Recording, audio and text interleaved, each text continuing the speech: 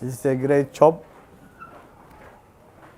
It is saving lives, and especially saving the lives of children all around the world. waa shaqo weyn oo loo qabtay si niyad wanaaga waxay badbaadinaysaa nolosha iyadoo si gaar ah u badbaadinaysa nolosha caruurta adduunka oo dhan aad ayaan ugu faraxsanahay inaan ogaaday in caruur laga keenay Somaliland lagu daaweynayo Israel oo noloshooda la badbaadiyay.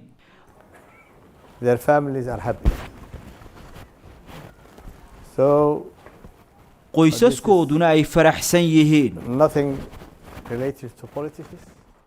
maaha wax siyaasad la xidhiidha ee waa ficil loo qaaday bini'aadanimo oo deeqsinimo ay ku dheehan tahay.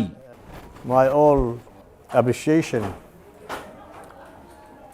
and congratulations. hore ayaan ugu mahad celiyay uguna hambaliyeeyay aasaasaha cusbitaalkani oo qaaday tallaabo niyad wanaaga oo uu ku badbaadiyay caruurta adduunka oo dhan. Hopefully Somaliland doctors also will be trained here. waxaan rajaynayaa in dhakhaatiirta Somaliland iyana lagu tababari doono halkan lana bari doono qalliinada waxay badbaadin doonaan caruurta Hargeysa joogta iyadoo caruurta aanay waalidkood soo wadi doonin oo aanu kharashna ka bixi doonin ayaa qalliimada loogu samayn doonaa dalka waanan ka mahad celinayaa arrintani.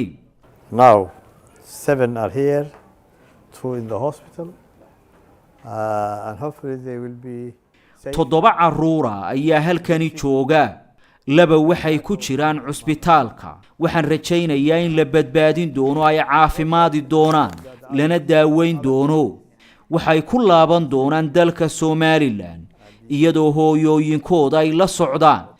And also I hope that the others from other countries will have the same treatment and be safe.